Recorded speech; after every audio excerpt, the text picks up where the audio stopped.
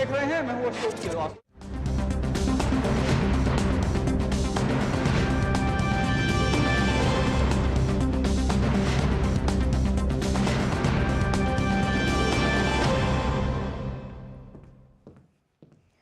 नमस्कार, स्वागत है आप सभी का डीडी न्यूज पर। आप देख रहे हैं मिड डे प्राइम। मैं हूं रमा त्यागी। अगले 1 घंटे में हम बात करेंगे देश भर की बड़ी खबरों की, बताएंगे दुनिया भर में कौन कौन सी खबरों पर है सबकी नजर, क्या चल रहा है खेल और अर्थ जगत में, और कुछ झलके फिल्म, कला और संस्कृति के क्षेत्र से भी।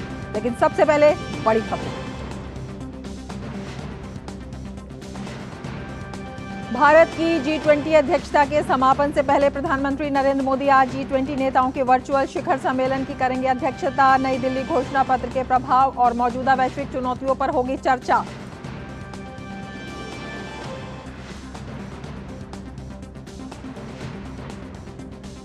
राजस्थान में चुनावी रण में प्रधानमंत्री नरेंद्र मोदी लगातार प्रचार में जुटे। डूंगरपुर के सागवाड़ा में किया जनसभा को संबोधित। गहलोत सरकार द्वारा साधा निशाना, सरकार पर साधा निशाना। पीएम ने की गहलोत सरकार की वापसी कभी नहीं होने की भविष्यवाणी।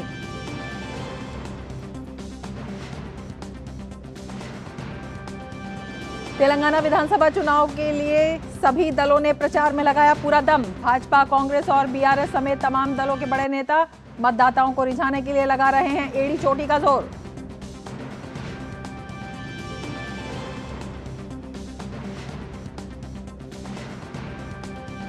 राष्ट्रपति ने संबलपुर में ब्रह्म कुमारी द्वारा आयोजित राष्ट्रीय शिक्षा अभियान नए भारत के लिए नई शिक्षा का किया शुभारंभ। पुटपर्ती में Shri Sathya Sai institute of higher learning के 42वें दीक्षांत समारोह में होंगी शामिल।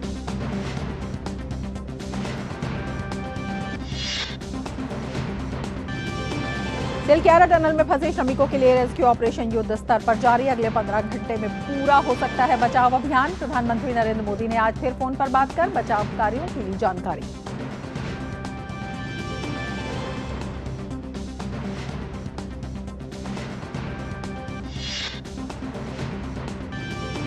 विदेश मंत्री एस जयशंकर ने नई दिल्ली में दूसरे CII India Nordic Baltic business conclave को किया संबोधित। कहा, ये कॉन्क्लेव है वैश्वीकृत युग का प्रतिबिंब।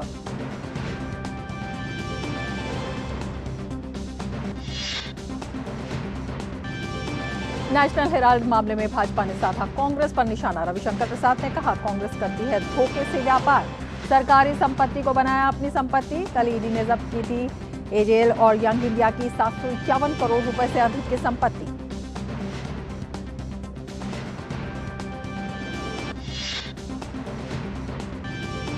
और 50 बंधकों की रिहाई के बदले संघर्ष विराम के लिए तैयार हुआ इजराइल। कैबिनेट ने प्रस्ताव पर लगाई मोहर। 4 दिन के सीज फायर पर बनी सहमति।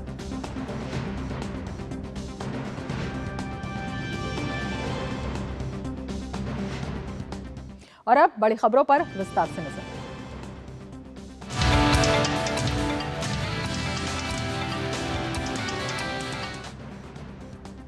प्रधानमंत्री नरेंद्र मोदी की अध्यक्षता में आज G20 के नेताओं का वर्चुअल शिखर सम्मेलन होने जा रहा है। इसे लेकर G20 शेरपा अमिताभ कांत ने प्रेस वार्ता की। G20 घोषणा पत्र में 205 बिंदुओं पर सहमति बनी थी। इन पर अब तक हुई प्रगति का जायजा लेने के लिए ये वर्चुअल सम्मेलन हो रहा है। अमिताभ कांत ने बताया कि प्रधानमंत्री लगभग 2.5 महीने में दूसरी बार वर्चुअल सम्मेलन को संबोधित करने वाले हैं, जिससे ये स्पष्ट होता है कि प्रधानमंत्री G20 लीडर डिक्लेरेशन को लागू करने के प्रति बेहद गंभीर हैं।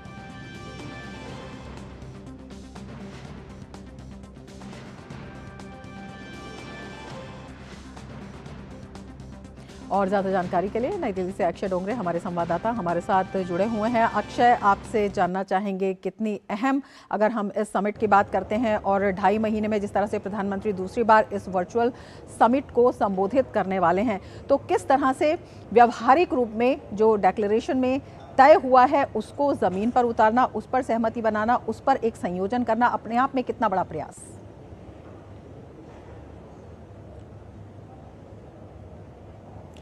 एक काफ़ी बड़ा प्रयास है। और अगर हम बात करें G20 की, तो प्रधानमंत्री ने G20 शिखर सम्मेलन के वक्त भी यही कहा था कि महज एक डिक्लेरेशन लाना यानी कि एक मुद्दों के ऊपर सहमति बनाना ही काफ़ी नहीं है, एक रोड मैप बनाना ही काफ़ी नहीं है, उसे इम्प्लीमेंट करना यानी कि उसे लागू करना भी बेहद ज़रूरी है। और इसीलिए प्रधानमंत्री द्वारा ये एक यूनिक इनिशिएटिव यानी कि एक तरह से नया एक ये जो नई पहल है उसकी शुरुआत की गई कि न सिर्फ डिक्लेरेशन लाया जाएगा बल्कि G20 का जब इंडिया की प्रेसिडेंसी है, अध्यक्षता है, वो जब खत्म होगी तो उससे ठीक पहले एक बार फिर से एक वर्चुअल समिट किया जाएगा जिससे आने जाने की समस्या लीडर्स को ना हो, एक जगह पे जुटने की समस्या ना हो। टेक्नोलॉजी का इस्तेमाल करके वर्चुअल तौर पे सभी नेता, सभी जितने भी देश है G20 के, वो एक साथ बैठे और बात करें कि कितना इम्प्लीमेंटेशन यानी कि लागू करने की प्रक्रिया कितनी आगे बढ़ चुकी है, बढ़ी भी है कि नहीं।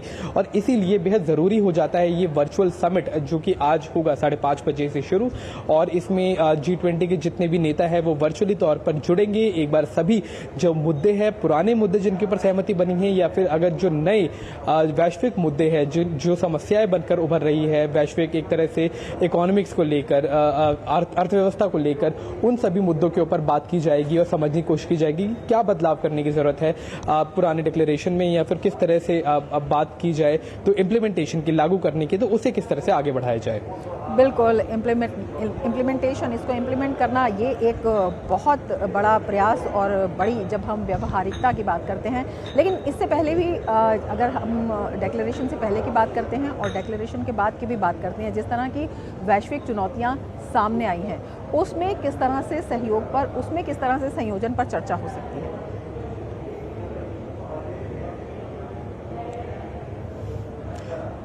देखिए, अगर ग्लोबल साउथ की बात की जाए जिसकी आवाज़ भारत एक मुख्य तौर पे उठाता रहा है, तो कुछ ऐसे मुद्दे हैं जो बेहद संजीदा है। अगर हम क्लाइमेट चेंज की बात की जाए, जिस तरह से एक्सट्रीम वेदर इवेंट्स यानी कि जिस तरह से बरसात हो या फिर सूखा पड़ना हो, ये सब गतिविधियां जिस तरह से अब बढ़ रही है और इससे जिस तरह से अर्थव्यवस्था के ऊपर असर पड़ रहा है, तो वो एक बेहद संजीदा मुद्दा है, न सिर्फ भारत के लिए बल्कि पूरे ग्लोबल साउथ के लिए, पूरे विश्व के लिए एक ये मुद्दा रहा। बाकी बात की जाए डेवलपमेंट की, यानी कि एक तरह से जो अर्थव्यवस्था है उसे बढ़ावा देने की, उसे बढ़ाने की, या फिर अगर बात की जाए एक तरह से सबको साथ में मिलकर पूरी वैश्विक अर्थव्यवस्था को अगर एक तरह से स्थिर करने की बात की जाए, इस एक ऐसे वक्त में जहां ना सिर्फ यूक्रेन में एक तरह से जंग चल रही है बल्कि मिडिल ईस्ट की बात की जाए तो वहां भी समस्या है, वहां भी एक तरह से कॉन्फ्लिक्ट चल रहा है। तो ऐसे में क्या क्या चीजें हैं जो बदलाव जो है जिनकी जरूरत है उनके ऊपर बात की जाएगी। डिक्लेरेशन में हमने देखा कि काफी एक ऐतिहासिक डिक्लेरेशन ये था कि G20 के सभी देशों ने एक कुछ मुद्दों के ऊपर सहमति बनाई, सभी मुद्दों के ऊपर सहमति बनाई उस वक्त में जब आपस में काफी ज्यादा खटास कई सारे देशों के बीच में आई हुई है। तो उसको किस तरह से आगे बढ़ाने का काम जारी है इस वक्त, उस बात को लेकर काफी अहम बातचीत आज होने की उम्मीद है। और ये सभी इंडिया की G20 अध्यक्षता खत्म होने से ठीक पहले किया जा रहा है और एक तरह से एक एग्जाम्पल सेट किया जा रहा है कि किस तरह से G20 को एक प्रोग्रेसिव तौर पर आगे लेकर जाया जा सकता है और जो आने वाले देश जिनकी अध्यक्षता होने वाली है वो भी इससे काफी ज्यादा सीख ले सकते हैं। बिल्कुल अक्षय, आप नज़र बनाए रखें। फिलहाल शुक्रिया पूरी जानकारी के लिए। और अब खबरें चुनावी राज्यों से।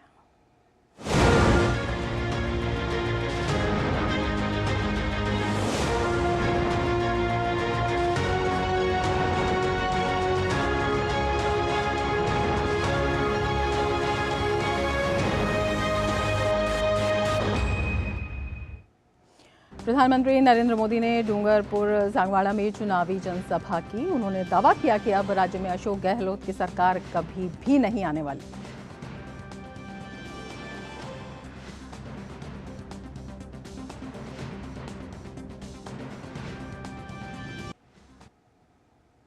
मैं मावजी महाराज को प्रणाम करते हुए, उनके आशीर्वाद लेते हुए आज एक भविष्यवाणी करने की हिम्मत कर रहा हूं। मेरी ये भविष्यवाणी है, ये मेरी नहीं है।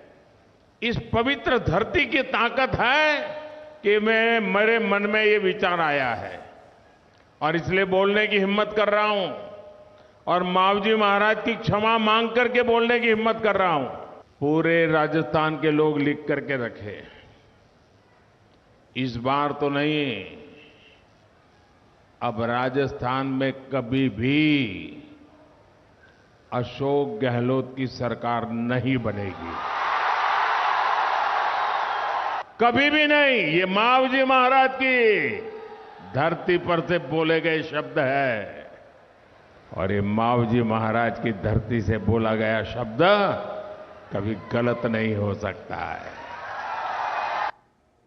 वहीं प्रधानमंत्री ने कांग्रेस को दलित, गरीब और आदिवासी विरोधी करार दिया। उन्होंने कहा कि प्रदेश में लगे कांग्रेस के चुनावी पोस्टर्स जो हैं उनका जिक्र प्रधानमंत्री ने किया और कहा कि कांग्रेस जब अपने राष्ट्रीय अध्यक्ष का भी सम्मान नहीं कर सकती तो आम लोगों की तो बात ही क्या की जाए। कांग्रेस न दलितों की है, न पिछड़ों की, न आदिवासियों की, न गरीब की। कांग्रेस सिर्फ और सिर्फ एक परिवार की गुलाम होकर रह गई है। कल मैं जयपुर में रोड शो कर रहा था तो वहां बड़े बड़े होर्डिंग लगे थे कांग्रेस के चुनाव के। यहां के मुख्यमंत्री की तस्वीर थी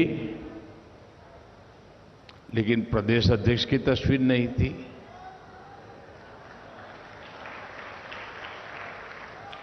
उसमें कांग्रेस के एक एमपी की तस्वीर थी लेकिन कांग्रेस के अध्यक्ष जो दलित है और 40-50 साल का संसदीय जीवन का अनुभव है, कांग्रेस में सबसे सीनियर कुनबे में से एक है, उनकी फोटो नजर नहीं आ रही है। अरे भाई, कम से कम इतने बड़े दलित नेता है खड़गे जी, उनकी एक फोटो लगा देते तो तुम्हारी नौकरी नहीं चली जाती। वहीं केंद्रीय गृह मंत्री एवं वरिष्ठ भाजपा नेता अमित शाह भी राजस्थान में पार्टी के प्रचार में जुटे हैं। अमित शाह आज राज्य में 3 चुनावी जनसभाएं कर रहे हैं। अमित शाह ने सबसे पहले पाली के जैतारण विधानसभा क्षेत्र में जनसभा को संबोधित किया। अमित शाह ने कहा, राजस्थान की जनता ने गहलोत का पेपर लीक कर दिया है। ये अशोक गहलोत सरकार जो है, इसने 5 साल में इतना इलीगल माइनिंग किया है, ये धरती माता की छाती छल्ली कर रहेगी। और इलीगल माइनिंग में हजारों करोड़ का भ्रष्टाचार किया है। एक भगवान श्री कृष्ण की क्रीड़ा स्थली पाली के बाद अमित शाह जालौर विधानसभा क्षेत्र में चुनावी प्रचार करेंगे। दोपहर बाद अमित शाह रानीवाड़ा विधानसभा क्षेत्र में चुनावी जनसभा को संबोधित करेंगे। और भाजपा के राष्ट्रीय अध्यक्ष जेपी नड्डा भी आज राजस्थान के चुनावी रण में हुंकार भर रहे हैं। नड्डा आज 2 जनसभाओं को संबोधित करेंगे। भाजपा अध्यक्ष सबसे पहले सीकर के दंतारामगढ़ में पार्टी प्रत्याशियों के लिए वोट मांगने जाएंगे। उसके बाद वो दौसा में पार्टी के लिए प्रचार करेंगे। और अगर बात करें तेलंगाना की, तो तेलंगाना विधानसभा चुनाव के लिए भी सभी दलों ने प्रचार में पूरा दम लगा दिया है। भाजपा, कांग्रेस और बीआरएस समेत तमाम दलों के बड़े नेता मतदाताओं को रिझाने के लिए एड़ी चोटी का जोर लगा रहे हैं। राज्य में विधानसभा चुनाव के लिए मतदान 30 नवंबर को कराया जाएगा, इसलिए अब प्रचार के लिए लगभग 1 सप्ताह का समय बचा है। सभी प्रमुख राजनीतिक दलों के शीर्ष नेता राज्य के कोने कोने में प्रचार में लगे हुए हैं।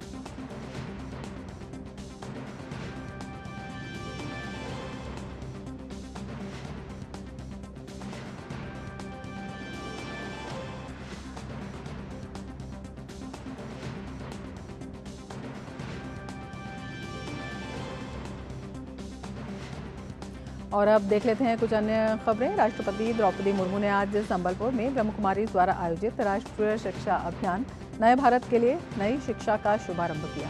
कार्यक्रम में केंद्रीय शिक्षा मंत्री धर्मेंद्र प्रधान, उड़ीसा के राज्यपाल रघुवर दास और उड़ीसा के मंत्री भी मौजूद रहे। कार्यक्रम को संबोधित करते हुए राष्ट्रपति द्रौपदी मुर्मू ने कहा कि बच्चों को तकनीकी शिक्षा मिलनी चाहिए, लेकिन सिर्फ आर्टिफिशियल इंटेलिजेंस से ही विकास संभव नहीं है।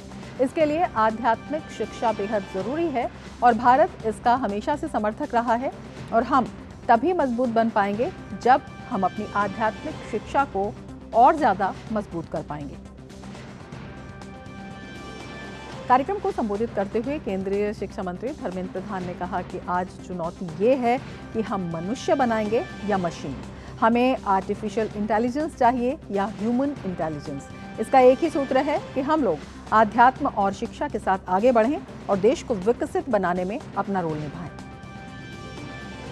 देश में आज 3 से 23 साल के अंदर भारत में 50 करोड़ नागरिक हैं। 140 करोड़ में 50 करोड़ उन्हीं में से हैं। आज चुनौती ये है, हम मनुष्य बनाएंगे या मशीन बनाएंगे। आज एआई चाहिए ना एचआई चाहिए, आर्टिफिशियल इंटेलिजेंस चाहिए ना ह्यूमन इंटेलिजेंस चाहिए। उसी की एक ही सूत्र है, आध्यात्मिकता के साथ जो आप करते आए हो। आपकी इस कैंपेनिंग के मूल आधार भारत को 21वीं सदी में 2047 तक विकसित बनानी है, भारत से दारिद्र्यता को मूलोत्पाटन करना है, भारत में समानता लानी है, भारत को भव्य बनाना है। एक ही कुंजी है, एक ही चाबी है, वो शिक्षा। और आप उस काम पे जुड़े हो और मैं आभारी हूं, आपने भारत को जोड़ा। विदेश मंत्री डॉक्टर एस जयशंकर ने नई दिल्ली में दूसरे CII India Nordic Baltic business conclave को संबोधित किया। इस दौरान उन्होंने कहा, भारत के परिप्रेक्ष्य से ये सम्मेलन एक विस्तारित पद्म चिन्ह का प्रतिनिधित्व करता है। उन्होंने कहा कि ये आयोजन वैश्वीकरण का भी प्रतिबिंब है। This conclave is significant because it reflects the growing awareness of our two regions about the possibilities and opportunities in cooperation. This certainly speaks of a more globalized era, but from India's perspective, also of an expanding footprint. The Baltic Sea and the Arctic region have re-emerged in strategic prominence, and conversations about future connectivity and logistics have business implications as well. Silkyara tunnel में फंसे मजदूरों को सुरक्षित निकालने के लिए चलाए जा रहे बचाव अभियान पर आज प्रेस वार्ता कर जानकारी दी गई। सड़क एवं परिवहन के अपर सचिव महमूद अहमद ने कहा कि खुशी की बात है कि हम श्रमिकों को बचाने के लिए सफल बचाव अभियान चला रहे हैं। उन्होंने ये भी बताया कि ऑगर मशीन के द्वारा 39 मीटर ड्रिलिंग की जा चुकी है, जो कि बचाव अभियान में बड़ा कदम है। हमारी 800 mm की पाइप हम 900 mm डाया पाइप के अंदर हम पुश कर रहे थे, और वो करीबन 21 मीटर 900 mm डाया की पाइप पहले से मौजूद थी। तो 800 mm की पाइप भी हमने 21 मीटर तक प्लेस कर दी, पुश कर दिया। उसके बाद हमारी ड्रिलिंग ऑगर मशीन द्वारा वो शुरुआत हमने की रात को करीबन 7:45 बजे। ये मुझे बेहद खुशी है ये आप लोग से शेयर करते हुए कि 3 और पाइप जिसका मतलब है करीब और 18 मीटर, तो 21 + 18 39 मीटर हमारी ड्रिलिंग हो चुकी है, और हमने पाइप भी 800 mm का उसमें प्लेस कर दिया है। दूसरी एक बात है कि हम दूसरे साइड से भी, बारकोट साइड से भी हम हॉरिजॉन्टल ड्रिलिंग कर रहे हैं। उसमें भी हमारी तीसरी ब्लास्ट हो गई रात को, और वहां से भी हम अभी 7.9 मीटर लगभग 8 मीटर हम उधर से भी प्रवेश कर चुके हैं। रेस्क्यू मिशन के नोडल अधिकारी और उत्तराखंड सरकार के सचिव नीरज खैरवाल ने कहा कि रेस्क्यू कार्य तेज गति से चल रहा है। रेस्क्यू 5 मोर्चों पर जारी है। उन्होंने कहा कि रेस्क्यू टीम द्वारा टनल के आर पार की गई चेंज की लाइफ सपोर्ट पाइपलाइन से मजदूरों तक डॉक्टर्स के निर्देशानुसार सॉलिड फूड पहुंचाया जा रहा है। आप लोगों को एक वीडियो कम्युनिकेशन के बारे में पता चला था, उसी प्रकार से हमारे एनडीआरएफ और एसडीआरएफ की टीम ने एक ऑडियो कम्युनिकेशन चैनल भी उनके साथ स्थापित किया है, जिसमें उनसे अब पहले जो पाइप के थ्रू बोल के बात की जा रही थी, पाइप के अलावा वहाँ पर एक वायर के थ्रू एक माइक्रोफोन और स्पीकर उस साइड चला गया है, और इस साइड हमारे पास एक हेडफोन के थ्रू और माइक्रोफोन के थ्रू उनसे बात हो पा रही है। तो सबसे पहले जैसे जब एस्टेब्लिश हुआ तो हमारे डॉक्टर्स ने भी उनसे बात की, उनका सभी का स्वास्थ्य का हालचाल जाना। अभी उनके लिए जैसे जो एक मेंटल हेल्थ का भी एस्पेक्ट होता है, उसके लिए जो हमारे एक्सपर्ट हैं उन्होंने भी बात की है, तो उनका काफ़ी अच्छे वो मोटिवेटेड हैं। काफ़ी इस समय अपने इस रेस्क्यू अभियान के बारे में जानकर उनमें थोड़ा उत्साह भी बना है जब से पाइप डाला है। उत्तरकाशी की सिलग्यारा टनल के अंदर फंसे 41 श्रमिकों को बाहर निकालने के लिए वर्टिकल ड्रिलिंग के लिए स्थान की पहचान कर ली गई है। अब बचाव कार्य और तेज कर दिया गया है। बचाव दल 10 दिन से 41 मजदूरों को सुरक्षित निकालने की पुरजोर कोशिश में जुटे हैं। एजेंसियां अगले 40 घंटे अहम बता रही हैं। बचाव अभियान से जुड़ी एजेंसियों का अनुमान है कि 30 से 40 घंटे के अंदर सुरंग से सभी मजदूर सुरक्षित बाहर निकाल लिए जाएंगे। इससे पहले मंगलवार को सुरंग से अच्छी खबर आई। सुरंग में फंसे मजदूरों के परिवारों ने अपनों के चेहरे कैमरे के जरिए देखे और उनसे बात की। इस दौरान मजदूरों को भरोसा दिलाया गया कि वे जल्द बाहर निकाल लिए जाएंगे। प्रधानमंत्री नरेंद्र मोदी ने मुख्यमंत्री पुष्कर सिंह धामी से फोन पर हर दिन की जानकारी लगातार ली और लगातार वो जानकारी ले रहे हैं। आज भी पीएम ने बचाव कार्यों की जानकारी ली। मुख्यमंत्री पुष्कर सिंह धामी ने एक्स प्लेटफॉर्म पर कहा कि आदरणीय प्रधानमंत्री श्री नरेंद्र मोदी जी ने आज फोन पर बात कर सिलग्यारा उत्तरकाशी में निर्माणाधीन टनल में फंसे श्रमिकों के लिए भोजन, दवाइयां, अन्य आवश्यक वस्तुओं की आपूर्ति एवं उन्हें सकुशल बाहर निकालने हेतु चल रहे बचाव कार्यों की जानकारी ली। आदरणीय प्रधानमंत्री जी को केंद्रीय एजेंसियों, अंतर्राष्ट्रीय एक्सपर्ट्स एवं प्रदेश प्रशासन के परस्पर समन्वय के साथ संचालित बचाव कार्यों से अवगत कराया। इस दौरान उन्हें गत 24 घंटों में हुई सकारात्मक प्रगति एवं श्रमिकों और उनके परिजनों की बातचीत से बढ़े मनोबल की भी जानकारी दी। माननीय प्रधानमंत्री जी का इस कठिन परिस्थिति से निपटने हेतु निरंतर मार्गदर्शन प्राप्त हो रहा है, जो हम सभी को पूरी ताकत से श्रमिक भाइयों को शीघ्र और सुरक्षित बाहर निकालने के लिए नित नई ऊर्जा प्रदान करता है। तो लगातार प्रयास जारी हैं और इन प्रयासों के सकारात्मक असर भी देखने को मिल रहे हैं। और ज़्यादा जानकारी के लिए उत्तरकाशी से हमारे संवाददाता ओपी यादव हमारे साथ जुड़े हुए हैं। ओपी, लगातार प्रयास किए जा रहे हैं। प्रधानमंत्री नरेंद्र मोदी लगातार स्थिति पर नज़र बनाए हुए हैं। आज भी उन्होंने फ़ोन पर जानकारी ली। अगले 40 घंटे बेहद अहम बताए जा रहे हैं। क्या जानकारी आपके पास है?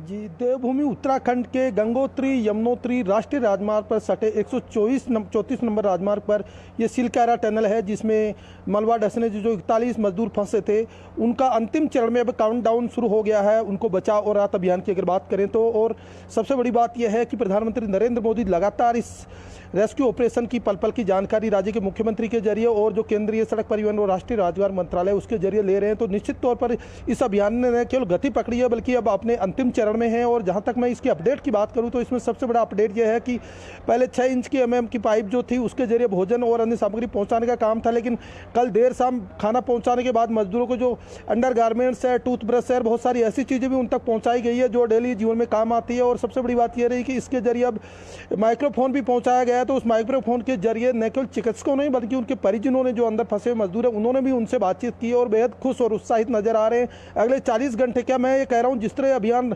युद्ध स्तर पर चल रहा है उससे आज देर रात या कल सुबह तक इस अभियान को अंजाम तक पहुंचा लिया जाएगा। तो निश्चित तौर पर यह बहुत ही बड़ी सफलता मानी जा रही है। अभी प्रेस कॉन्फ्रेंस के जरिए जो मंत्रालय के अतिरिक्त सचिव है और NHIDC के प्रबंध निदेशक महमूद अहमद थे, उनका कहना था कि हमने 39 मीटर जो 800 मीटर का जो पाइप है उसको सिलग्यारा साइड से हॉरिजॉन्टल ड्रिलिंग करके पहुंचा दिया है। तो अब 58 से 60 मीटर तक का है ये पूरा बचा। तो इसमें उम्मीद की जाती है कि 18 मीटर का जो रास्ता बचा हो उसको भी आज देर रात या कल सुबह तक पूरा कर लिया जाएगा। इसमें सबसे बड़ी सावधानी अब इस बार पहले जो कमियां रही उनको दुरुस्त करते हुए की जा रही है। शॉर्टकट मशीन है उससे ड्रिलिंग के दौरान स्प्रे किया जा रहा है ताकि मलबा न गिरे। इसके अलावा जो ह्यूम पाइप है उसको भी जो 4 इंच का और 6 इंच का पाइप है उससे कनेक्ट कर दिया गया। इसके अलावा जो एस्केलेटल जो असेस टनल है, एक जो साइड बाई सुरंग होती है, उसको भी बनाया जा रहा है। तो बहुत सारी चीज़ों पर कई मोर्चों पर इसमें बीते 1 हफ्ते से काम लगातार जारी था। यही वजह कि अभी अंतिम चरण में न केवल पहुंचा है बल्कि इसके पड़ाव को हम एक खुशी के माहौल के तौर पे भी देख रहे हैं। इसके अलावा मैं अपने सहयोगी से कहूँगा जरा ये पहाड़ी का जो नज़ारा है इस पर दिखाइए। इस पर मैं आपको बताना चाहूँगा, इस पहाड़ी के ऊपर भी बॉर्डर रोड ऑर्गेनाइजेशन तकरीबन 1150 मीटर का रास्ता बना दिया, क्लियर पूरा रास्ता बन गया। और जो रेड लाइट झंडे ऊपर लगा रखे उन झंडों पर वर्टिकल ड्रिलिंग के लिए जो मशीनें आनी थी, 5 मशीनें, वो आज सुबह तक आ गई थी। भोर सुबह यहाँ जो मुंबई से, उड़ीसा से और अलग अलग जगह से, गुजरात से मंगाई गई थी। तो यहाँ पे तमाम तरह का साजो सामान न केवल इंजीनियरिंग से जुड़ा आ गया है बल्कि पूरी तैयारी की जा रही है। अगर किसी भी मोर्चे पे कोई कमी महसूस होती है तो अलग अलग एंगल पे जो काम हो रहा है उसको पूरा कर लिया जाएगा। इसी जो टनल है ये इसका एंडिंग पॉइंट है, इसका इनिशियल पॉइंट है बरकोर साइड। तो वहाँ पर भी तकरीबन 8 मीटर की ड्रिलिंग हो चुकी थी। कल रात को 1:15 बजे से ये काम शुरू किया जा रहा था। निश्चित तौर पर यह अभियान न केवल युद्ध स्तर पर जारी है बल्कि बचाव और राहत के कार्य ये लगातार किए जा रहे हैं। यही वजह की जो अंदर मजदूर है उनको वीडियो के जरिए देखा गया है, उनमें न केवल खुशियाँ बल्कि उनके जो अभिभावक यहाँ बाहर बैठे हैं, उनके इंतजार में बैठे हैं, उनको भी पूरी उम्मीद है कि भारत सरकार और राज्य सरकार के समर्पित प्रयासों से उनके जो अपने हैं जो सुरंग में फंसे हैं वो सकुशल बाहर निकलेंगे। बिल्कुल, ये आपने अच्छी खबर बताई है कि जो 30 या 40 घंटे बताए जा रहे हैं उससे भी जल्दी ही उन्हें निकाल लिए जाने की उम्मीद है। आपसे ये भी पूछना चाहेंगे ओपी, किस तरह की जो चैलेंजिंग सिचुएशंस हैं उसमें किस तरह के प्रयास रहे हैं तमाम एजेंसियों के जो अभी भी लगी हुई हैं और किस तरह का संयोजन देखने को मिल रहा है इसमें? जी, इसमें जब ये 12 तारीख को ये घटना घटी तो 13 तारीख से ही इसमें समन्वित प्रयास करके कोऑर्डिनेशन किया गया। 13 तारीख को एक ड्रिल मशीन देहरादून से मंगवाई गई, फिर 15 तारीख को एक ऑगर मशीन जो अमेरिकन टेक्नोलॉजी पर आधारित है वो दिल्ली से विशेष तौर से मंगवाई गई। उसके बाद केंद्रीय मंत्री नितिन गडकरी यहाँ पहुंचे। इससे पहले वीके सिंह जो सड़क परिवहन राष्ट्रीय राजमार्ग राज्य मंत्री वो आए थे। केंद्रीय सड़क परिवहन राष्ट्रीय राजमार्ग सचिव अनुराग जैन भी यहाँ आए थे। प्रधानमंत्री कार्यालय लगातार संवाद कर रहा था और बीते 5 दिन से प्रधानमंत्री कार्यालय की यहाँ टीम भी डेरा जमाई हुई थी। खुद प्रधानमंत्री लगातार राज्य के मुख्यमंत्री से संवाद करते और आज देर शाम भी मुख्यमंत्री जो पुष्कर सिंह धामी है उनके आने का भी कार्यक्रम है। तो इसमें हर एंगल पे न केवल सरकार और संगठन काम कर रहे थे बल्कि जो एजेंसियां जिनको जिम्मेदारी दी गई थी NHIDCL, जो ONGC है, टिहरी बांध डैम है, सतलुज विद्युत निगम है, इन्होंने भी मिलकर एक काम किया और उनकी कोऑर्डिनेशन कमेटी बनाकर जो नीरज खैरवाल है राज्य सरकार के सचिव, उनको उसका नोडल अधिकारी बनाया गया और इस सबको काम बांटा गया। जो मेरे पीछे जो टनल है मैं दिखाना चाहूँगा मेरे सहयोगी से कि ये थोड़ा सा दूर से भी हंगम नज़ारा दिखाए। ये जो टनल है इस पॉइंट पे काम कर रही है वो नई युगा कंपनी है जो ड्रिलिंग का काम कर रही है। इसके लिए जो मशीन आई है ऑगर मशीन वो दिल्ली से आई है और वही लगातार काम कर रही है। तो इस टनल के पीछे की साइड है वहाँ पर काम की जिम्मेदारी टिहरी डैम से जुड़े अधिकारी है, टिहरी जल विद्युत निगम उसको दी गई है तो वो ड्रिलिंग करी है।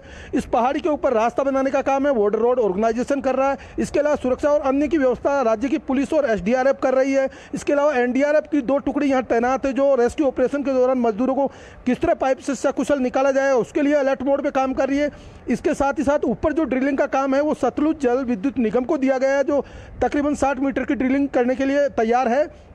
और इसके अलावा ONGC के कर्मचारियों को भी इसमें जिम्मेदारी अभियांत्रिकी से जुड़े विशेषज्ञों को दी गई है कि वो क्षैतिजीय स्थिति से यहाँ पे वर्टिकल ड्रिलिंग करके और अलग से रास्ते तैयार करें ताकि कोई भी आपात स्थिति अगर यहाँ आती है तो उसका तुरंत निदान किया जाए और समय की पूरी बचत हो। यही वजह कि ये जो कोऑर्डिनेशन इतना बेहतर रहा है और प्रधानमंत्री कार्यालय का जो सतत संवाद और इसकी मॉनिटरिंग रही है, इससे ये कार्य न केवल जल्दी अपने अंजाम तक पहुँचेगा बल्कि जो 41 जिंदगियाँ यहाँ अंदर फंसी हुई है वो सकुशल बाहर निकलेगी। निश्चित तौर पर इस तरह के जो अंतर्राष्ट्रीय स्तर के मामले होते हैं जैसा आपने कहा कि ये किस तरह का ऑपरेशन है, इसमें मैं आपको बताना चाहूंगा कि जो उत्तराखंड की जो पहाड़ियां हैं ये हिमालय की श्रेणी में आती है और हिमालयन पहाड़ बहुत ही नाजुक और संवेदनशील पहाड़ माने जाते हैं भूगर्भ वैज्ञानिकों के अनुसार। इसलिए जब इनमें ड्रिलिंग की जाती है या टनल बनाई जाती है तो इसमें बहुत संवेदनशीलता का ध्यान रखा जाता है क्योंकि इनमें रॉक सिल्ट होती है और हार्ड स्टोन भी कभी कभी आ जाते हैं तो मलबा ढहने के पूरे चांस बने रहते हैं। लेकिन जिस तरह इन्होंने इस कोऑर्डिनेशन को अंजाम तक पहुंचाने के लिए मैकेनिज्म अपनाया उससे निश्चित तौर पर यह एक बेहतरीन उदाहरण के तौर पर देखी जाएगी इतनी बड़े ऑपरेशन को सकुशल कैसे भारत की इंजीनियरिंग अभियांत्रिक ने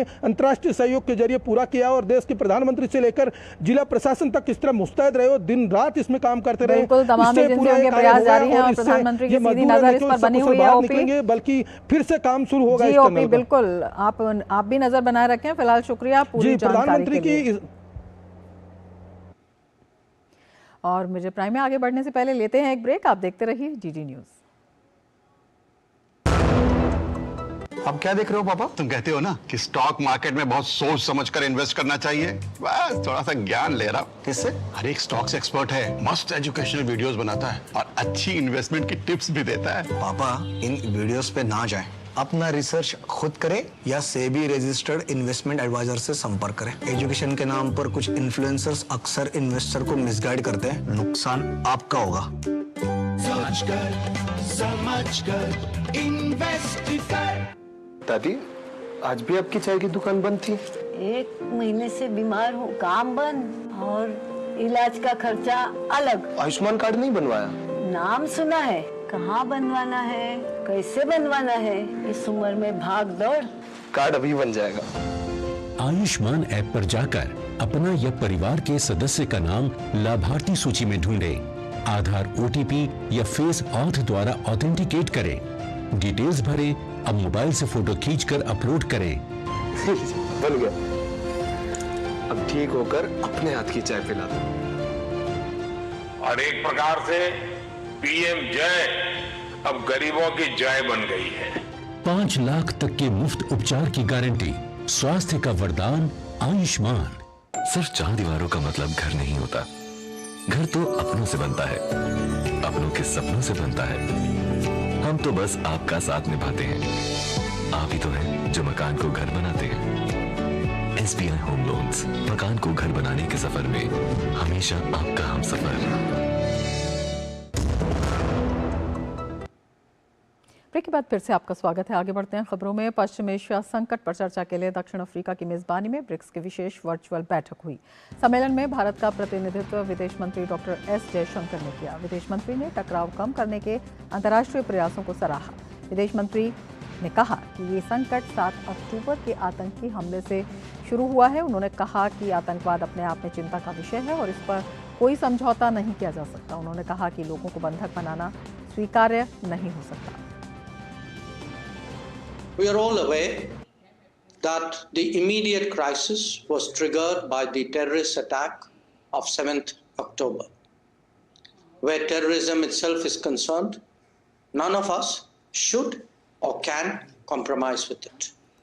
Hostage taking is equally unacceptable and cannot be condoned. विदेश मंत्री ने कहा कि फिलहाल ये सुनिश्चित करने की तत्काल आवश्यकता है कि मानवीय सहायता और राहत गाजा के लोगों तक प्रभावी ढंग और सुरक्षित रूप से पहुंच सके। विदेश मंत्री ने कहा कि सभी बंधकों की तुरंत रिहाई की जरूरत है। उन्होंने कहा कि अंतर्राष्ट्रीय मानवीय कानून का पालन करना एक सार्वभौमिक दायित्व है। We believe that the concerns of the Palestinian people must be addressed in a serious and sustainable manner. This can only happen with a two-state solution that is based on peaceful coexistence. We have been consistently supportive of international efforts towards this end. National Herald मामले पर भाजपा ने कांग्रेस पर हमला बोला। भाजपा नेता रविशंकर प्रसाद ने कहा, कांग्रेस ने सरकारी संपत्ति को अपनी संपत्ति बनाया है। ये भारत के लोकतंत्र में बहुत ही शर्मनाक गिरावट है। ये जो पूरी कहानी है नेशनल हेराल्ड की, वो क्या कहती है कि ये फैमिली सिर्फ पार्टी की लिगेसी और फ्रीडम मूवमेंट की लिगेसी नहीं कंट्रोल करती है, जो उस फ्रीडम मूवमेंट की जो प्रॉपर्टी लिगेसी है, मूवेबल प्रॉपर्टी है, इमूवेबल प्रॉपर्टी है, उसको भी अपना पर्सनल प्रॉपर्टी बनाती है। और दूसरा, उस आंदोलन से जुड़े हुए अखबार हैं, उनके शेयर हैं, उनकी प्रॉपर्टी है, वो भी हमारी प्रॉपर्टी है। यह है इस पूरे कहानी का सार। New low in the democracy of India. Bharat के लोकतंत्र में एक बहुत शर्मनाक गिरावट है। दरअसल नेशनल हेराल्ड मामले में ईडी ने मंगलवार को बड़ी कार्रवाई करते हुए कांग्रेस से जुड़े एसोसिएटेड जर्नल्स लिमिटेड और यंग इंडिया की 751.9 करोड़ रुपए की संपत्ति जब्त की है। प्रधानमंत्री नरेंद्र मोदी कल मथुरा के दौरे पर रहेंगे। पीएम शाम को 4:30 बजे मथुरा में संत मीराबाई की 525वीं जयंती मनाने के लिए आयोजित कार्यक्रम संत मीराबाई जन्मोत्सव में हिस्सा लेंगे। साथ ही प्रधानमंत्री संत मीराबाई के सम्मान में एक स्मारक टिकट और सिक्का भी जारी करेंगे। इसके अलावा वो इस अवसर पर आयोजित सांस्कृतिक कार्यक्रम में भी शामिल होंगे। ये कार्यक्रम संत मीराबाई की स्मृति में पूरे साल चलने वाले कार्यक्रमों की शुरुआत का प्रतीक भी होगा। आपको बता दें कि संत मीराबाई भगवान कृष्ण के लिए अपनी भक्ति के लिए जानी जाती हैं। उन्होंने कई भजनों और छंदों की रचना की जो आज भी लोकप्रिय है। केंद्रीय स्वास्थ्य मंत्रालय ने राष्ट्रीय फार्मेसी आयोग विधेयक 2023 का मसौदा जारी कर दिया है। इसमें 1948 के फार्मेसी अधिनियम को निरस्त करने और भारतीय फार्मेसी परिषद की जगह एक राष्ट्रीय आयोग बनाने का प्रावधान प्रस्तावित है। मंत्रालय ने विधेयक के मसौदे को 14 नवंबर को अपनी वेबसाइट पर डाला है और इस पर जनता की राय मांगी है। प्रस्तावित विधेयक का उद्देश्य एक फार्मेसी शिक्षण प्रणाली बनाना है जो गुणवत्तापूर्ण और किफायती फार्मेसी या फार्मास्यूटिकल शिक्षा तक पहुंच को सुगम बनाए। इसके साथ ही विधेयक का उद्देश्य देश के सभी हिस्सों में पर्याप्त और उच्च गुणवत्ता वाले फार्मेसी पेशेवरों की उपलब्धता सुनिश्चित करना, समान और सार्वभौमिक स्वास्थ्य देखभाल को बढ़ावा देना और फार्मेसी पेशेवरों की सेवाएं सभी नागरिकों के लिए सुगम बनाना है। मसौदा विधेयक में फार्मेसी संस्थानों के समय समय पर और पारदर्शी मूल्यांकन का प्रस्ताव है। विधेयक के मसौदे के अनुसार फार्मेसी में होगी, जिसमें पारदर्शिता सुनिश्चित करने के लिए फार्मेसी पेशेवरों का विवरण रखा जाएगा। राष्ट्रीय राजधानी दिल्ली की हवा अभी भी जहरीली है। इसका प्रदूषण स्तर अभी भी काफी ज्यादा है, जिसके वजह से वायु गुणवत्ता सूचकांक गंभीर श्रेणी में है। लोगों को लगातार सांस लेने में दिक्कत हो रही है। प्रदूषण नियंत्रण बोर्ड के अनुसार आज भी दिल्ली में वायु गुणवत्ता सूचकांक गंभीर श्रेणी में बना हुआ है।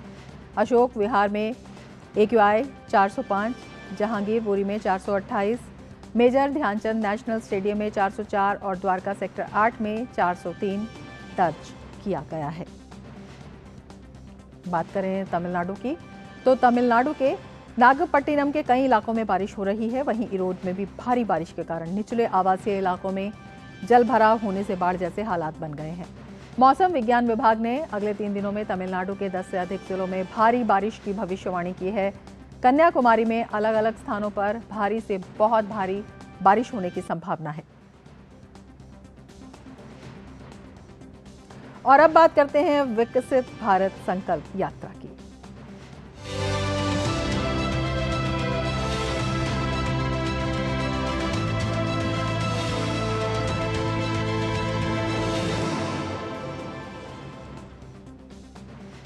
प्रधानमंत्री नरेंद्र मोदी द्वारा 15 नवंबर को झारखंड के खूंटी में आदिवासी क्षेत्रों के लिए शुरू की गई राष्ट्रव्यापी पहल विकसित भारत संकल्प यात्रा अपने राष्ट्रव्यापी लॉन्च के साथ एक नए चरण में प्रवेश कर गई है।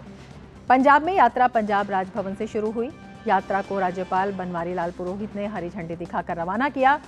पंजाब के लिए विकसित भारत संकल्प यात्रा की शुरुआत प्रत्येक नागरिक तक पहुंचने और सरकारी योजनाओं का लाभ सभी तक पहुंचना सुनिश्चित करने के लिए सरकार के समर्पण को रेखांकित करती है। व्यापक विकास के लिए बनाई गई इस यात्रा का उद्देश्य समावेशी विकास की दिशा में एक ठोस प्रयास को दर्शाते हुए सरकारी योजनाओं का लाभ सभी तक पहुंचाना है। विकसित भारत संकल्प यात्रा का उद्देश्य जागरूकता पैदा करना और स्वच्छता, वित्तीय सेवाओं, बिजली, आवास आदि को कवर करते हुए कल्याणकारी योजना का लाभ पहुंचाना है। योजनाओं में आयुष्मान भारत, पीएम गरीब कल्याण अन्न योजना और पीएम आवास योजना शामिल है। विकसित भारत संकल्प यात्रा गोंडा में 27 नवंबर से शुरू होकर 26 जनवरी तक जारी रहेगी। जिले के सभी नगर परिषद और नगर पंचायतों और जिले की 1192 ग्राम पंचायतों में चिन्हित स्थानों पर विकसित भारत संकल्प यात्रा के अंतर्गत केंद्र और प्रदेश सरकार द्वारा चलाई जा रही योजनाओं के लाभ और लोगों को योजना से मिलने वाली सुविधाओं के बारे में जागरूक किया जाएगा। जिलाधिकारी नेहा शर्मा के अनुसार इस कार्यक्रम के तहत प्रत्येक ग्राम पंचायत और नगर निकाय में सरकार की जन कल्याणकारी योजनाओं का प्रचार प्रसार किया जाएगा।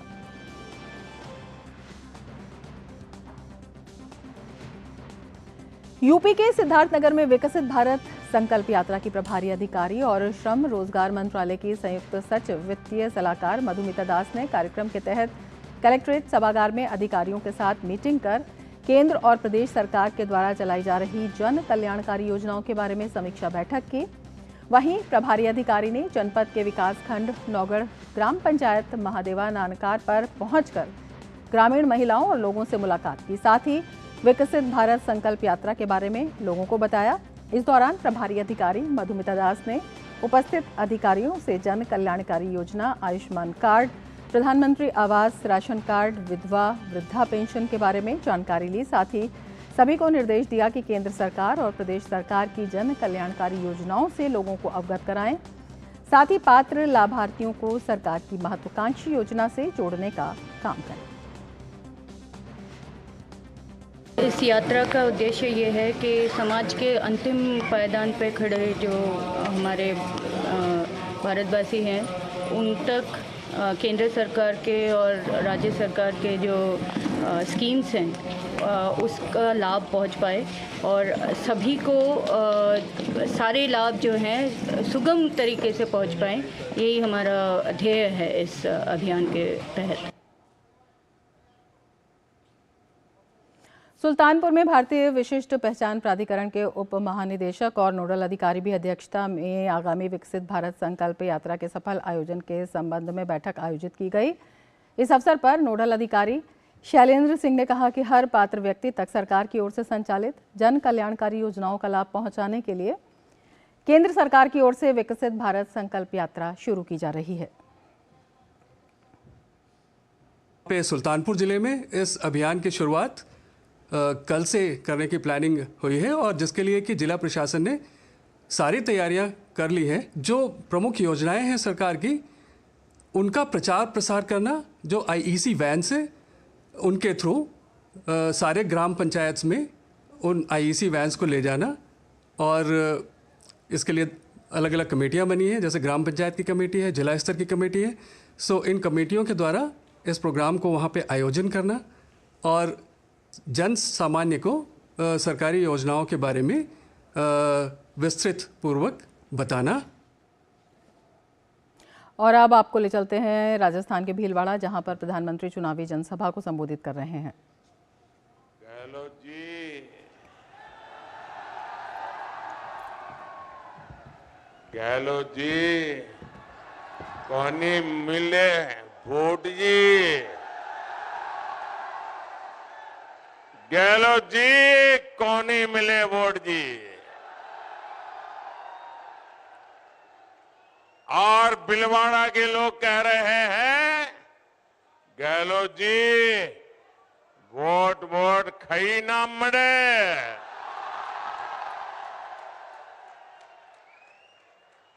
साथियों, भीलवाड़ा ने जब जब बुलाया है, मैं तब तब यहां आया हूं, क्योंकि भीलवाड़ा ने मुझे बिना मांगे सब कुछ दिया है।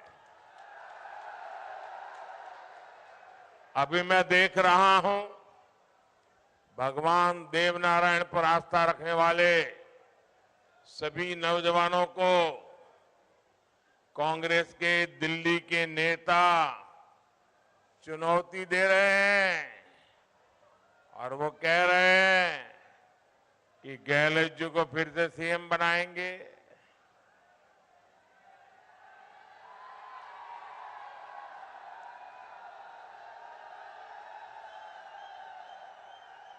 ये दिल्ली का अहंकार देखिए, दिल्ली के कांग्रेस के नेताओं का अहंकार देखिए। आप लोगों को कांग्रेस का इतिहास मालूम है। अगर कोई भी कांग्रेस में सच बोले और सच बोलने के कारण इस परिवार को अगर थोड़ी सी भी असुविधा हो जाए, कांग्रेस के इस परिवार को थोड़ा भी अगर चुभ जाए, तो मान लेना कि उसकी राजनीति तो गड्ढे में गई। पूरे कांग्रेस में जिसने इस परिवार के सामने कुछ भी कहा, कुछ भी बोला, वो मरा समझो। राजेश पायलट जी, एक बार उन्होंने कांग्रेस के इस परिवार को कांग्रेस की भलाई के लिए चुनौती दी थी, एक बार। फिर वो भी झुक गए थे। लेकिन ये परिवार ऐसा है कि राजेश जी को तो सजा दी, उसके बेटे को भी सजा देने में पड़े हुए हैं। राजेश पायलट तो नहीं रहे, लेकिन उसकी जो लड़ाई है, जो खुन्नक है, बेटे पर भी निकाल रहे हैं। कांग्रेस तबाह हो जाए, लेकिन परिवार के खिलाफ जो आवाज उठाएगा, उसको तो बर्बाद होकर के ही रहेंगे। ये इनकी परिवारवादी राजनीति है। मैं यहां इस तपोस्थली पर आपकी तरफ से कांग्रेस को डंके की चोट पर कहता हूं, आप सबके आशीर्वाद से कहता हूं, माताओं बहनों के समर्थन से कहता हूं, राजस्थान में कांग्रेस को इतनी बड़ी हार मिलने वाली है कि कांग्रेसियों ने सोचा भी नहीं होगा। इस बार उनके बड़े बड़े दिग्गज भी बिस्तरा बोरिया लेकर घर जाने के लिए मजबूर होने वाले।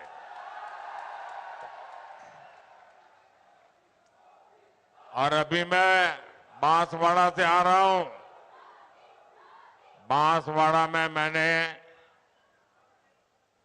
उस पवित्र धरती से घोषणा की है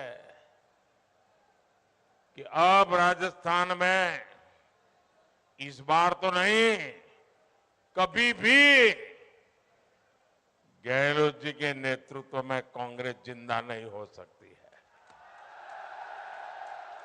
न गहलोत जी कभी मुख्यमंत्री अब बन पाएंगे, इस बार नहीं, कभी भी नहीं बन पाएंगे। साथियों, राजस्थान की संस्कृति, राजस्थान का गौरव पूरे देश की आन बान शान है, लेकिन कांग्रेस के राज में राजस्थान की संस्कृति पर भी बहुत बड़ा खतरा मंडरा रहा है। तुष्टीकरण के लिए कांग्रेस ने जो रास्ता पकड़ा है वो राजस्थान को तबाही की ओर ले जाएगा। भीलवाड़ा के लोग अच्छी तरह जानते हैं कि कैसे यहां पर कांग्रेस सरकार में सांप्रदायिक तनाव लगातार बढ़ा है। कांग्रेस ने यहां उन्मादी लोगों को खुली छूट दे रखी है। कांग्रेस सरकार रही तो यहां पलायन और बढ़ेगा, महिलाओं और गरीबों पर अत्याचार और बढ़ेगा। इसलिए आज समय की मांग है कि राजस्थान सरकार से कांग्रेस को हमेशा हमेशा के लिए हटाया जाए। हटाएंगे? पूरा भीलवाड़ा तैयार है, हटाएंगे, चुन चुन करके साफ कर देंगे। और मिड प्राइम में अब लेते हैं एक ब्रेक। आप देखते रहिए डीडी न्यूज। ये विशाल है ना, इसका सब प्रॉपर चलता है। कल उसके बैंक अकाउंट में 15,000 रुपए का फ्रॉड हुआ है, पता है? इसको तो कोई टेंशन ही नहीं होती है, देखना। टेंशन क्यों? मेरी कोई गलती नहीं थी। फिर भी फ्रॉड होने पर मैंने तुरंत बैंक को इन्फॉर्म कर दिया। आरबीआई कहता है अगर आपके अकाउंट से किसी ने धोखे से पैसे निकाले हैं तो बैंक को जल्द से जल्द इन्फॉर्म कीजिए। 3 दिन के अंदर इन्फॉर्म किया तो कोई नुकसान नहीं होगा। जितना लेट करोगे उतना ज्यादा नुकसान। और सुन, सब चलता नहीं है, प्रॉपर चलाना पड़ता है। आरबीआई कहता है जानकार बनिए, सतर्क रहिए। तुम्हें पता है इन्वेस्टर्स के लिए कि इन्वेस्टर प्रोटेक्शन फंड होता है IPF, लेकिन अगर तुम्हारा ट्रेड एक्सचेंज पर एग्जीक्यूट नहीं हुआ या फिर कोई गारंटीड रिटर्न्स वाली स्कीम है तो ये IPF आपकी मदद नहीं कर सकता है। और अगर आपका ब्रोकर ही डिफॉल्टर बन जाए तो फिर IPF आपको कॉम्पेंसेशन दिला सकता है। कहां से सीखा? NSE की साइट पर। सोचकर समझकर इन्वेस्ट कर। ब्रेक के बाद फिर से आपका स्वागत है और अब देखते हैं खेल जगत की खबरें।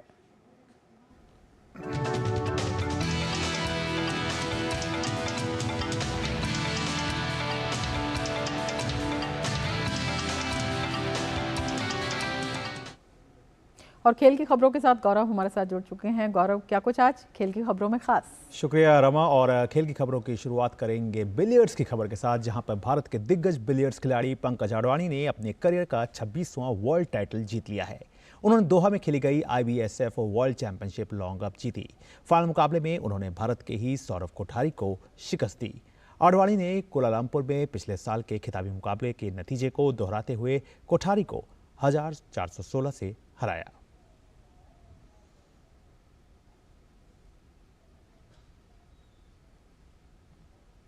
और अब बात कर लेते हैं हॉकी की। हॉकी इंडिया ने राष्ट्रीय महिला अभ्यास शिविर के लिए 34 सदस्यीय ग्रुप की घोषणा की है।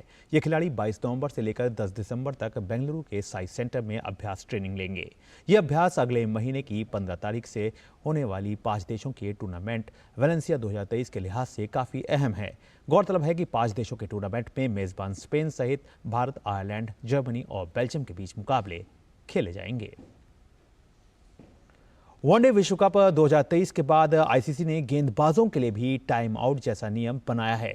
इस नियम के अनुसार अगर कोई गेंदबाज एक पारी में तीसरी बार नया ओवर शुरू करने में 60 सेकंड से ज्यादा समय लेता है तो गेंदबाजी करने वाली टीम पर 5 रन की पेनल्टी लगाई जाएगी। फिलहाल ये नियम पुरुष क्रिकेट में वनडे और T20 फॉर्मेट में लागू होगा। क्रिकेट को और अधिक रोमांचक और लोकप्रिय बनाने के लिए आईसीसी समय समय पर इस खेल में नए नियमों को शामिल करती रहती है। इसी कड़ी में आईसीसी ने क्रिकेट के नियमों में बदलाव किया है। आईसीसी ने गेंदबाजों के लिए भी टाइम आउट जैसा नियम बनाया है। इस नियम के अनुसार अगर कोई गेंदबाज एक पारी में तीसरी बार नया ओवर शुरू करने में 60 सेकंड से ज्यादा समय लेता है तो गेंदबाजी करने वाली टीम पर 5 रन की पेनल्टी लगाई जाएगी। ये नियम फिलहाल पुरुष क्रिकेट में वनडे और T20 फॉर्मेट में लागू होगा। आईसीसी की माने तो इस नियम को फिलहाल ट्रायल के लिए लागू किया जाएगा। हालांकि इसकी उपयोगिता और प्रभाव को देखते हुए इसे स्थायी तौर पर लागू किया जा सकता है। इसके लिए दिसंबर 2023 से अप्रैल 2024 तक पुरुषों के वनडे और T20 क्रिकेट में परीक्षण के आधार पर स्टॉप क्लॉक पेश करने पर सहमति बनी। इस घड़ी का उपयोग ओवरों के बीच लगने वाले समय को कम करने के लिए किया जाएगा। इसके अलावा आईसीसी ने अंतर्राष्ट्रीय क्रिकेट में पिच पर प्रतिबंध लगाने की अपनी प्रक्रिया में भी बदलाव किया है। आईसीसी के अनुसार पिच और आउटफील्ड निगरानी नियमों को सरल किया गया है। पहले नियम था कि 5 साल के अंदर अगर किसी मैदान की पिच को 5 डीमेरिट अंक दिए जाते हैं तो उस पर बैन लग जाता था। अब इसकी सीमा बढ़ाकर 6 डीमेरिट अंक कर दी गई है। अब किसी मैदान की पिच को 5 साल में 6 डीमेरिट अंक दिए जाने पर उस मैदान पर बैन लगाया जाएगा। आईसीसी के टाइम आउट नियम के अनुसार बल्लेबाज के आउट होने या रिटायर होने के अगले 2 मिनट के अंदर अगले बल्लेबाज को गेंद खेलने के लिए तैयार होना चाहिए। अगर बल्लेबाज गेंद खेलने के लिए तैयार नहीं हो तो ये टाइम आउट के दायरे में आता है।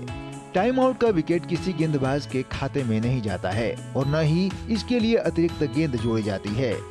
आईसीसी की बैठक में ये भी तय किया गया कि श्रीलंका की क्रिकेट टीम बोर्ड के निलंबन के बावजूद अंतर्राष्ट्रीय मैच खेल सकती है। हालांकि अंडर 19 विश्व कप 2024 की मेजबानी श्रीलंका से छीनकर दक्षिण अफ्रीका को दे दी गई। Sports desk, DD news. तो वाकई क्रिकेट के खेल को लगातार रोमांचकारी बनाए रखने के लिए इस तरह के बदलाव जो है वो समय समय पर आईसीसी के द्वारा देखने को मिलते रहते हैं। और अब बात कर लेते हैं फुटबॉल की। फीफा विश्व कप 2026 क्वालिफायर के दूसरे राउंड में भारतीय टीम को अपने दूसरे मुकाबले में कतर के हाथों 3-0 से हार का मुंह देखना पड़ा। कतर ने मैच की शुरुआत में ही मशाल के गोल की मदद से 1-0 की बढ़त ले ली। दूसरे हाफ की शुरुआत में अली ने कतर के लिए दूसरा गोल किया। मैच के 86वें मिनट में कतर की तरफ से तीसरा गोल आया। कतर की दूसरे राउंड में ये लगातार दूसरी जीत है। वहीं फीफा विश्व कप क्वालिफायर 2026 में ब्राजील की टीम को लगातार तीसरी हार का सामना करना पड़ा है। रियो डी जेनेरियो के मरकाना स्टेडियम में अपने दर्शकों के सामने ब्राजील की टीम को अर्जेंटीना के हाथों 1-0 से हार का दर्द मिला। अर्जेंटीना की ओर से निकोलस ओटामेंडी ने विजयी गोल किया जो कि हेडर के द्वारा सामने आया। हालांकि इस मुकाबले से पहले स्टेडियम में तनावपूर्ण स्थिति भी नजर आई जब प्रशंसकों के साथ पुलिस की झड़प देखने को मिली। पुलिस को स्थिति पर जल्द काबू पाने के लिए हल्का लाठीचार्ज भी करना पड़ा। स्थिति इस कदर तनावपूर्ण थी कि खुद अर्जेंटीना के स्टार खिलाड़ी लायनल मेसी को प्रशंसकों से उपद्रव न करने की अपील करनी पड़ी। मैच के बाद अर्जेंटीना के कोच लायनल स्कैलोनी ने कहा कि मैच से पहले जो कुछ भी हुआ वो खेल के लिए किसी भी दृष्टि से सही नहीं था। तो रमा, ये थी खेल जगत से जुड़ी हुई तमाम बड़ी खबरें। वापस एक बार फिर से आपके पास। बहुत शुक्रिया गौरव तमाम खबरों की जानकारी के लिए।